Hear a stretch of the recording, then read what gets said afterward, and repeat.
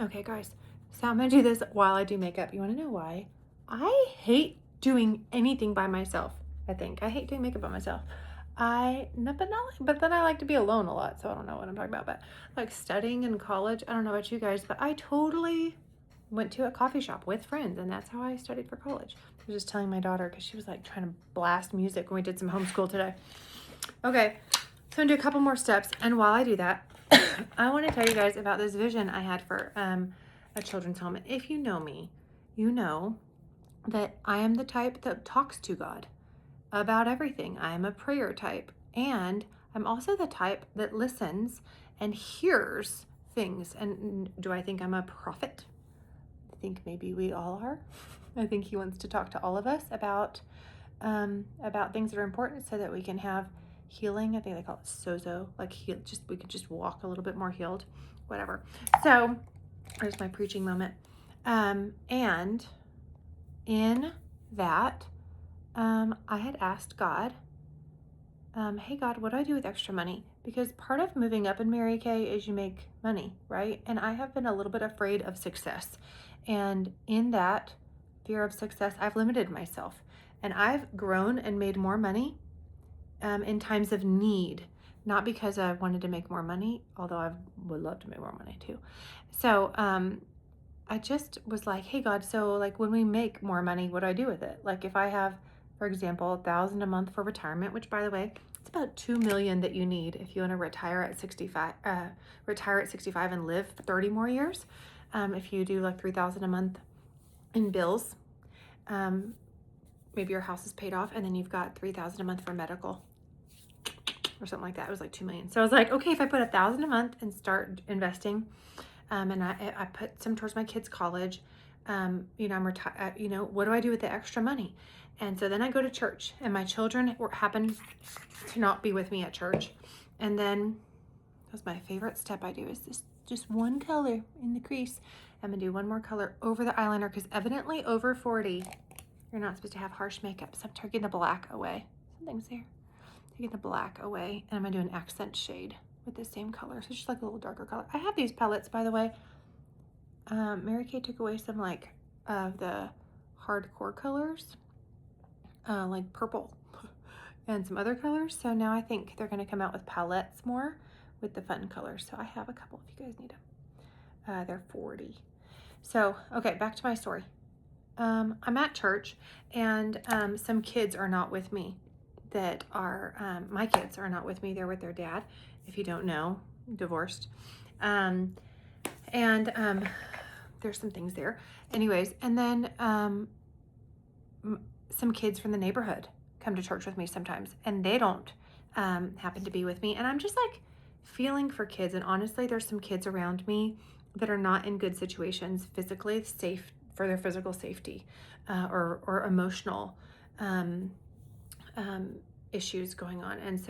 And if you guys know, like there's 10 kids in my neighborhood always at my house, and many of them live with their grandparents, or are adopted, or they have someone to live with. But I just am recognizing that there's a need there.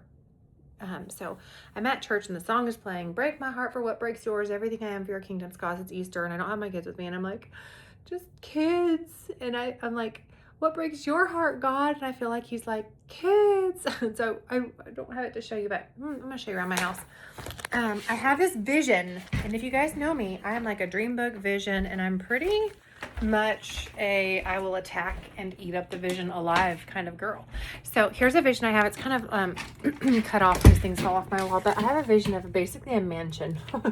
And this is just what I found online. If you guys can hear me, it says nurturing parent and reparenting healing lessons to face. I don't know what that is. Anyways, I have this vision for this children's home, and I know in my spirit at that moment, I write it down, that it's a foster to adopt home. Like these are kids that I want to take care of. I don't want to just like care for them for a little bit. Like I want to, as much as they need someone, take care of them for a long time. And because it's such a beautiful home, the vibe that I have is it's God's best. Just like I want to give my kids the best. They're in a collegiate prep school that's part-time homeschool. So I'm homeschooling them, which I didn't think it was possible. I didn't think how I was raised, I thought you had to like work all the time. I didn't know you like could even take time for the home, like, and have a life. Like, I just thought you had to work, and maybe like we went to the lake on weekends, but my parents worked hard all the time. So same thing when someone asked me about my dreams. I was like, I didn't know you're supposed to have dreams. I was just like, find some job. Anyway, so I'm so blessed in this season that I've learned I get to care for my home. I get to care for my children, and I get to have a good income. And Mary Kay is such a blessing for that. So I have this vision, and then a few months later, I'm like, okay, God, and I'm like mapping things out. Like, okay, I would like some land, and I'd like a house for me and my kids, even like a mobile home in my head. But I'm like, but I have to be kind of cute for Mary Kay, like to have people in there, you know. I have a land for a place for me and my kids. I hope my finances, like you've helped me take care of some of my finances. Like I don't want to have money on a card, and I do want to pay off my solar panels at this house. But I would also like to rent this front house as an Airbnb, my back house as an Airbnb, and then use this money to start this thing, right? So I find the land. Oh, and then I decide in January, this past January, I'm on my way home from Mary Kay. Like I'm envisioning like, hey God, how much land do we need? I was figuring like maybe 10 acres, 7 football fields sounds nice. I don't know anything about any of this yet. And then I have this idea, like, what if I put this like Airbnb, like swirly little village in front of it? And then I don't have to ask people for money, because it's probably like $20,000 a month to raise 16 kids. Like oh, and by the way, I want them to have their own child therapist. They're schooling part-time in homeschool, like what I'm doing in the home, where we can bust them the best lawyers if they need it. I want family rehabilitation. So if there's a mom trying to keep the kids, we want to like nurture her, and or a dad, you know, like if they need lawyers, like we want to just have like really care for everybody involved in the situation. And if the child needs a home, then we have a place for them, long-term homestead in the back. I went to Hobby Lobby today for a picture of one of those like long-haired cows, because I saw one the other day and I was like, the house is gonna have blue decorations in it. And and I found this cow sitting on green decorations. Saw a cow sitting on a green couch, and I wanted it. And Hobby Lobby doesn't have it. They have a blue couch one. Anyways, I'm gonna keep looking for it.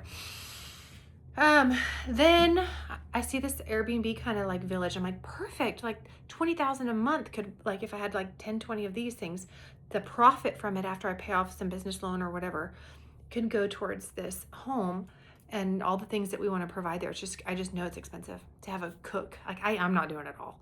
I'm really good at business, and I love children. And so I can create the environment, and I can provide for it, and I can be there. I decided mornings, like my kids, and nights, like I can spend a good amount of time, but during the day I'll work on everything.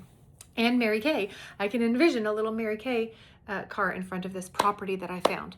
So a couple months later, after this vision of the Airbnb village, and thinking about, you know, how much land do I need for that? What do you have to do to develop land? Looking for land, I have to get a well. You have to make sure there's electricity there. As I started looking for land, you have to make sure there's water, electricity, and gas to that place, you know.